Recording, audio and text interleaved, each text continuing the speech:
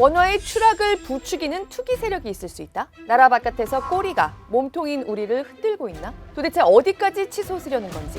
환율 급등의 공포로 시작한 이달 초 전후로 우리 정부와 외환 당국자들이 거듭해서 우리 돈 원화 가치 약세의 요인들로 시사한 이유들입니다. 이상하긴 하죠. 수출 규모는 사상 최대, 주가는 역대 최고 속도로 올랐는데 우리 돈 원화의 가치는 오히려 달러 대비해서 1년 전보다 11% 넘게 떨어져 있습니다. 국민연금이 나중에 국민연금에 들어올 달러를 미리 팔 테니까 원화 좀 사자, 강력하게 원화 수요를 만드는 개입을 했어도 1,500원을 훌쩍 넘은 상태에서 잘 내려가진 않습니다. 외국인들이 우리 증시에서 번 돈을 계속 달러로 바꿔가지고 나가고 있는 데다가 나라 밖에서 원화 하락에 베팅하는 투기적 거래까지 좀 생긴 것 같다는 게 지금 정부의 입장인데요. 이렇게 판단하는 근거는 뭘까요? 그 투기 거래라는 걸 잡아내서 못하게 할 수 있는 걸까요? 그리고 외국인이 계속 우리 증시에서 돈을 벌어서 챙겨 나가는 게 지금 원화 하락의 주된 요인 중에 하나인데 어떻게 우리 증시는 이토록 거센 외국인 매도 물결 속에서도 빠른 상승세를 유지해온 걸까? 외국인들의 원화 매도, 달러 매수 물결을 어떻게 받쳐올 수 있었을까? 지금 가장 궁금한 경제 이슈를 똑소리나게 짚어드리는 똑소리 2, 권혜리 기자입니다.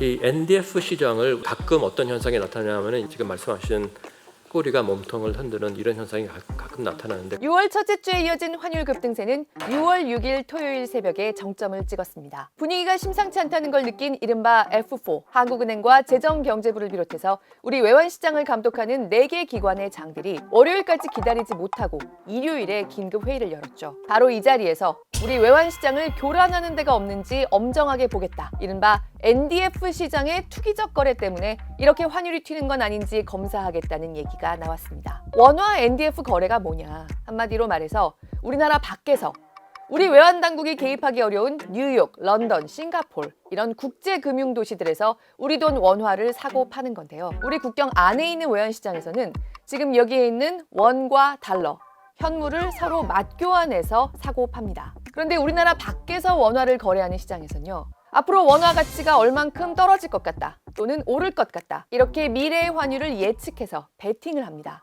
내기를 해서 원화 없이 원화를 거래하는 파생거래 방식으로 원화를 사고 파는 NDF가 발달해 있다는 겁니다. 말이 좀 복잡해졌는데요. 어떻게 하는 거냐? 뉴욕의 투자은행 A를 가정해 보겠습니다. A은행이 3개월 뒤에 원화 가치가 어떻게 될지 예측을 해봤습니다. 지금은 1달러 한 장에 1,550원인데 3개월 뒤에는 1,500원이면 살 수 있을 것 같아.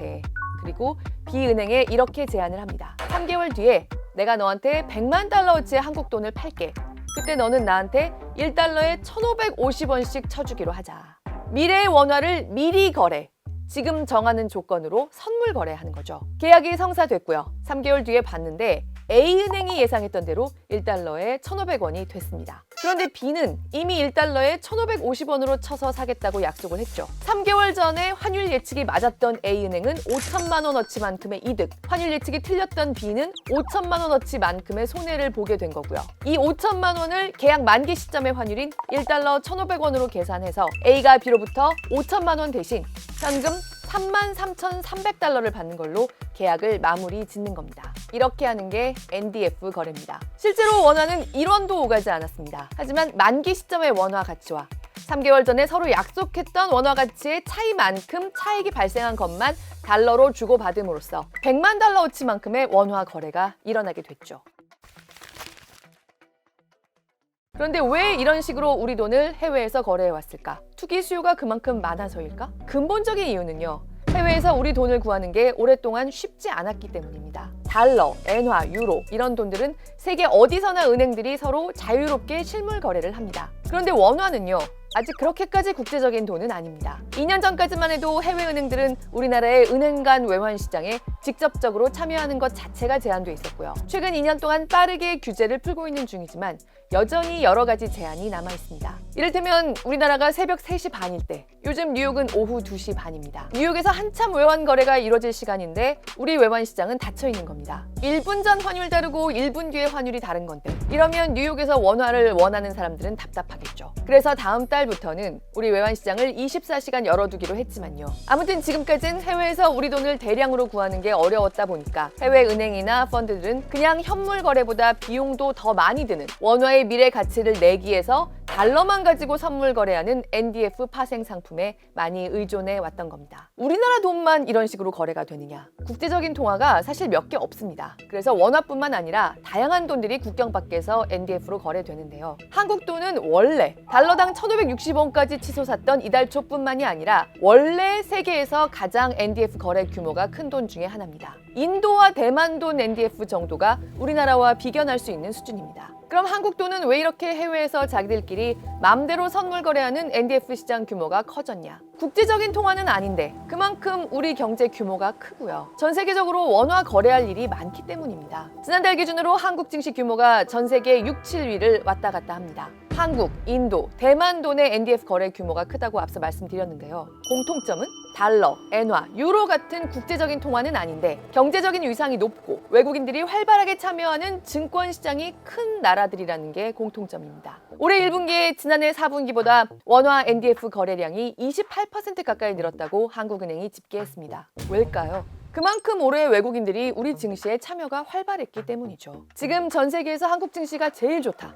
반도체가 날아간다. 그러니까 많이 와서 사기도 하고 빠르게 오르니까 또 많이 팔았고요. 외국인들의 원화 거래가 늘었고요. 그만큼 환차익과 환차손에 민감해질 수밖에 없었습니다. The stocks in the markets that had moved up the fastest, and that's where the foreign institutions and the domestic investors have made the most money. They seem to be ripe for selling or profit booking. And that's exactly what's happening in Korea and Taiwan. 우리도 단돈 1원이라도 달러가 더 쌀 때 달러를 바꾸고 싶은 것처럼 한국 자본시장에 참여하는 외국인들도 어떻게 원화 거래를 해야 나한테 유리하지? 당연히 생각하고요. 앞으로의 원화 약세에 베팅하는 흐름이 컸던 겁니다. 그런데 왜 이 역외 파생 상품 시장이 우리의 요즘 환율을 흔드는 것 같다고 했느냐? 최근 NDF 시장에서 원화는 미래의 가치가 더 떨어질 것 같다는 쪽에 거는 계약이 많았다고 말씀드렸죠. 그러면 누군가는 원화가 오를 거라는 데 베팅을 해서 약세에 건 쪽을 받아줘야 계약이 성사가 될 겁니다. 이렇게 받아주는 쪽, 이게 최종적으로는 국내 은행들입니다. 그러면 우리 은행들도 이 계약을 해놓고 나서 어느 정도는 자기네 생각대로 안 됐을 경우, 즉 나중에 달러가 더 비싸지는 경우에 대비를 해야 합니다.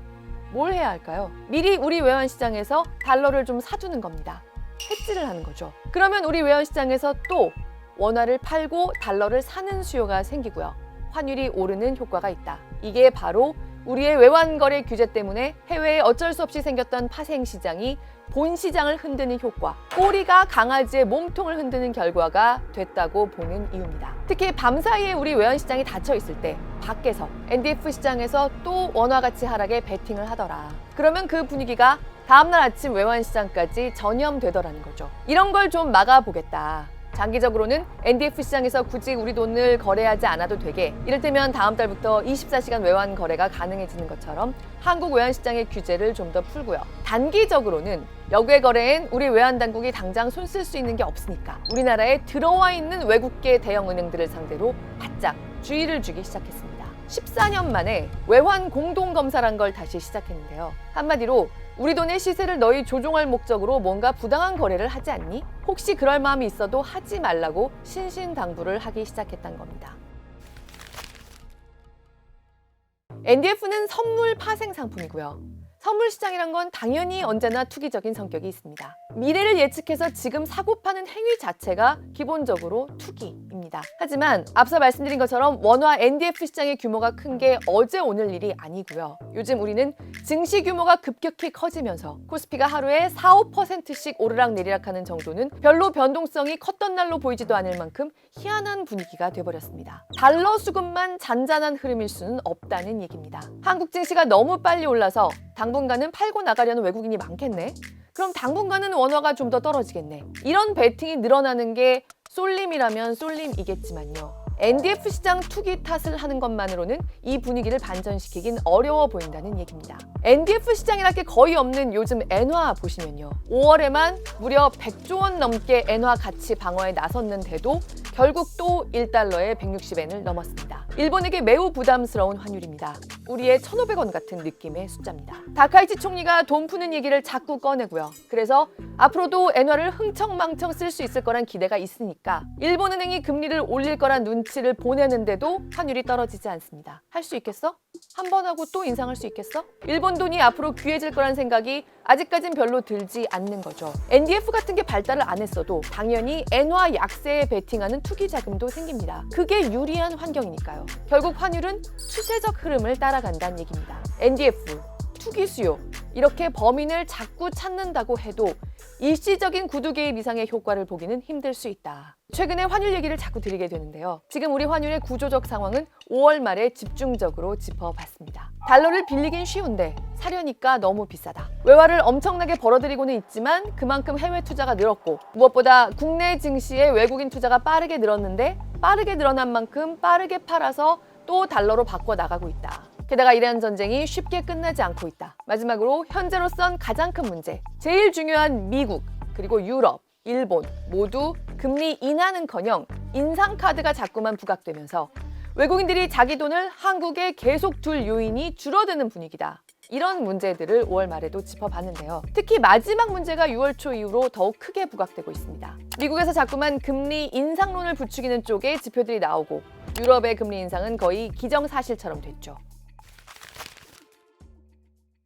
자, 그러면 앞으로는 어떻게 될까요? 여러 번 말씀드렸지만 사실 이 정도로 치솟은 환율은 좀 과도하다. 한국 돈의 가치가 연말로 갈수록 지금보다는 올라갈 거라는 게 여전히 지배적인 시각입니다. 특히 전쟁이 마무리되면 원화의 하락 압력이 빠르게 해소될 거고요. 다만 자꾸만 전 세계적으로 금리 인상 우려가 커지고 있는 가운데 한 가지 생각해 봐야 할 가능성은 있습니다. 지금까지 외국인들은 왜 그렇게 한국 증시를 팔았을까? 아마 올해 전 세계에서 한국 증시를 버리려고 한 외국인은 없을 겁니다. 여기가 지금 제일 돈을 잘 버는데요. 리밸런싱이라고 많이 들어보셨을 겁니다. 외국인, 기관들은요. 아무리 한국 증시에서 돈이 잘 벌려도 기준을 세워놓은 대로 매매합니다. 자신들이 추종하는 지수 같은 기준에서 봤을 때 한국 증시의 비중이 5% 또는 6%로 정해져 있다. 그러면 그 비중을 넘어서면 파는 겁니다. 그리고 달러로 들고 나갔습니다. 우리 증시의 상승세를 개인들과 국민연금이 받쳐주면서 증시가 계속 올랐거든요. 원래는 국민연금이야말로 해외 민간 펀드들보다 더 국내 증시에 투자하기로 정해놓은 비중을 엄격하게 지켜야 하는데요. 올해 1월에 환율이 너무 오른다, 주식시장의 변동성이 크다 했던 때에 한시적으로 국민연금의 리밸런싱을 유예하기로 했습니다. 연금까지 한국 증시를 팔고 나가서 충격을 주지는 말자, 일단 일시적으로 이런 결정을 내렸던 겁니다. 결과적으로는 상반기에 지금까지 국민연금이 외국인들이 우리 주식을 계속 팔고 달러를 바꾸는 행렬이 이어지도록 주가를 받쳐주는 역할을 좀 해온 셈이 됐습니다. 이제 리밸런싱 유예 기간 만료가 다가오고 원래대로라면 국민연금도 외국인들처럼 한국 증시를 좀 덜어내야 하는데 지난달 말에 아주 큰 조정이 일어납니다. 올해 국민연금이 가질 수 있는 국내 주식 비중의 기준을 14.9%에서 사실 14.9%도 연초에 0.5%포인트 올려놨던 건데요. 이걸 5월 말에 20.8%까지로 껑충 한꺼번에 대폭 올려놓은 겁니다. 국민연금 같은 사이즈의 기금에서 정말로 큰 변화입니다. 우리 증시가 커진 만큼 연금이 국내 주식을 담을 수 있는 비중을 현실화하겠다는 건데요. 일단 연금이 한국 증시를 팔아서 주가가 떨어지는 건 맞게 됐습니다. 그리고 한국 증시가 돈을 잘 벌고 있고요. 앞으로도 잘 벌 수 있으니 멀리 가지 말고 한국에서 수익을 올려라, 이런 측면도 분명히 있을 수 있습니다. 일리가 있는 얘기입니다. 그런데 국민연금은 그러면 왜 한국 증시의 비중을 엄격하게 지켜왔던 걸까? 여러 가지 이유가 있지만요. 이게 엄격해야 장기적으로 연금이 우리 자산시장을, 우리 증시를 출렁이게 하는 요인이 되지 않기 때문이기도 합니다. 당장 올 상반기만 봐도요. 연금의 국내 증시 비중이 커지면서 연금이 한국 증시를 팔까봐 걱정하는 투자자들의 노심초사도 커졌습니다. 우리 증시는 지금 전 세계적으로 자산 운용의 대표 지표로 쓰이는 MSCI 선진국에 들어가려고 하고 있습니다. 여기에 성공하면 외국인들도 자기네 자금 운용 비중에서 한국의 비중을 더 키울 수 있습니다. 그러면 외국인들이 한국 증시로 돌아오는 돈도 꽤 될 거고요. 연금이 덜 받쳐주더라도 주가가 탄탄하게 오르는 모습이 나올 수도 있습니다. 하지만 앞서 말씀드린 것처럼 지금 시장 한켠에서 우려하고 있는 대로 전 세계적인 금리 인상 분위기가 커지면요. 아무리 한국 증시에 호재가 많아도 하반기에 우리 주가 역시 출렁일 수 있습니다.